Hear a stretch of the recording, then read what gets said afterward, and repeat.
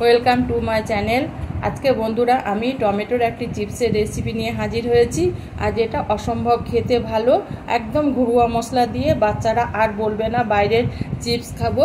আর এর জন্য আমি 4টে টমেটোকে ধুয়ে পরিষ্কার করে এইভাবে কেটে নিয়েছি। কিন্তু বন্ধুরা টমেটোটাকে একদম পাকা হতে হবে।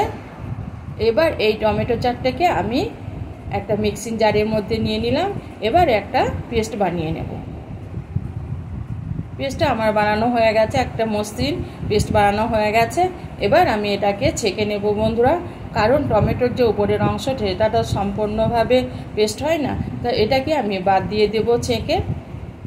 এইভাবে আমি চামচ দিয়ে টমেটোর রসটাকে পুরোটাকে বের করে নিলাম। এবার দেখুন বন্ধুরা, এবার আমি এখানে ব্যবহার করব পরিমাণ মতো লবণ, আর দিয়ে দেব হলুদের গুঁড়ো, আর দিয়ে দেব কালো গোলমরিচ গুঁড়ো, আর দিয়ে দিলাম এখানে টমেটো সস। টমেটো সসটা দেওয়ার ফলে এই টমেটো চিপসটা স্বাদটা আরও ভালো হবে বা খেতে ভালো হবে। এবার আমি এটাকে ভালো করে নাড়িয়ে নিলাম। এবার আমি এখানে ব্যবহার করব আটা, গমের আটা, যেটা যেমন যেমন গমের আটা লাগবে তেমনি তেমনি আমি এখানে ব্যবহার করব। একবারে সমস্ত ঢেলে দেব না বন্ধুরা। এইভাবে হাত দিয়ে আমি একটা ডো তৈরি করব। এখন আটা লাগবে, আমি এইভাবে একটু একটু করে আটা দেব আর একটা ডো তৈরি করব।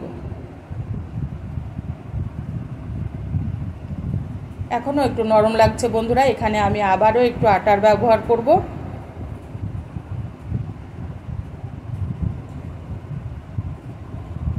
আটাটা আমি আবারও ডোয়ের সঙ্গে ভালো করে মিশিয়ে নেব বন্ধুরা।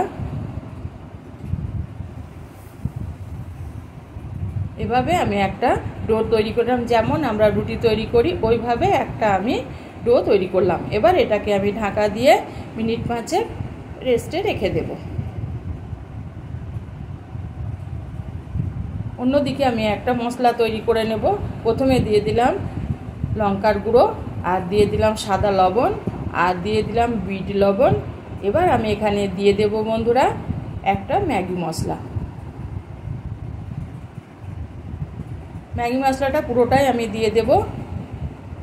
এবার আমি একটা চামচের সাহায্যে, আমি চামচের মধ্যে হাফ চামচ চাট মশলা নিয়েছিলাম বন্ধুরা, ওটা স্কিপ হয়ে গেছে, আর সেটা দিয়ে আমি পুরো মশলাটাকে মিশিয়ে নিলাম। অন্যদিকে আমি এবার রুটিটাকে তৈরি করে নেব বন্ধুরা। এবার ডোটাকে আমি দুটো ডোয়ে ভাগ করে নিলাম, দুটো লিচি করে নিলাম আমি। এবার আমি রুটিগুলোকে বেলে নেব। কিচেন স্ল্যাবের মধ্যে আমি রুটিটাকে তৈরি করব, কারণ রুটিটা আমি পাতলা বানাবো, সেই জন্য আমি এখানে কিচেন স্ল্যাবটা ব্যবহার করব। একটা বেলনা দিয়ে আমি রুটিটাকে পাতলা করে বানিয়ে নেব। এখানে রুটিটা যত পাতলা হবে চিপসটা তত খেতে ভালো হবে আর মুড়মুড়ে হবে বন্ধুরা। রুটিটা একটু পাতলা বানিয়ে নেবার চেষ্টা করতে হবে। দেখুন বন্ধুরা, এই রকম রুটির রাখতে হবে, এরকম পাতলা। এবার আমি চাকুর সাহায্যে দুপাশটা একটু করে কেটে দেব। তারপর আমি একটা আকার দিয়ে নেব। আকারটা আপনারা আপনাদের মতো দিয়ে নেবেন বন্ধুরা। আমি এখানে ত্রিভুজ আকারে এগুলোকে আমি সব কেটে নেব। দেখুন বন্ধুরা, ত্রিভুজের আকৃতিতে আমি চিপসগুলোকে কেটে নিচ্ছি।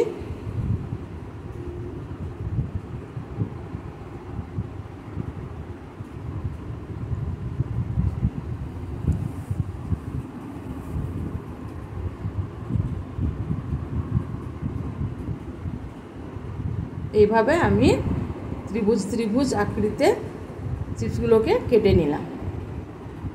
অন্যদিকে আর একটা ডো আছে, ওটাকেও আমি ওইভাবেই তৈরি করে নিলাম। আর গ্যাসের মধ্যে আমি অন্যদিকে গ্যাসের মধ্যে একটা কড়াইয়ের মধ্যে তেল গরম হতে দিয়েছিলাম বন্ধুরা। এবার আমি যে চিপসগুলোকে কেটে রেখেছিলাম সেগুলো তেলের মধ্যে ছেড়ে দিলাম। প্রথমে আমি তেলটাকে হাই হিটে গরম করে নিয়েছিলাম, তারপরে আমি গ্যাসটা কমিয়ে দিয়েছি, মিডিয়াম থেকে লোতে করে দিয়েছি। এবার এগুলোকে আমি আস্তে আস্তে ভেজে নেব বন্ধুরা। হাই হিটে এগুলো ভাজবেন না, তাহলে পুড়ে যাবে বন্ধুরা। এইভাবে আমি মিডিয়াম থেকে লো হিটে আমি এগুলো চিপসগুলোকে ভেজে নেব। দেখুন বন্ধুরা কত সুন্দর ফুলে যাচ্ছে সব, আর অসম্ভব খেতে ভালো। আর যদি এবার যেমন যেমন আমার চিপসগুলো ভাজা হবে বন্ধুরা, তেমনি তেমনি আমি তেল থেকে উঠিয়ে নেব। আর আমি এই যে মশলাটা বানিয়ে রেখেছিলাম সেই মশলাগুলোকে চিপসের সঙ্গে মিশিয়ে নেব, কারণ গরম গরম অবস্থায় মশলাটা মিশিয়ে নিলে চিপসের গায়ে মশলাটা পুরোপুরি লেগে যাবে। আর যদি আমার ভিডিওটা ভালো লেগে থাকে তবে একটা লাইক করবেন আর সাবস্ক্রাইব করে চ্যানেলটির পাশে থাকবেন বন্ধুরা। আমার চিপসের রেসিপিটি রেডি হয়ে গেছে।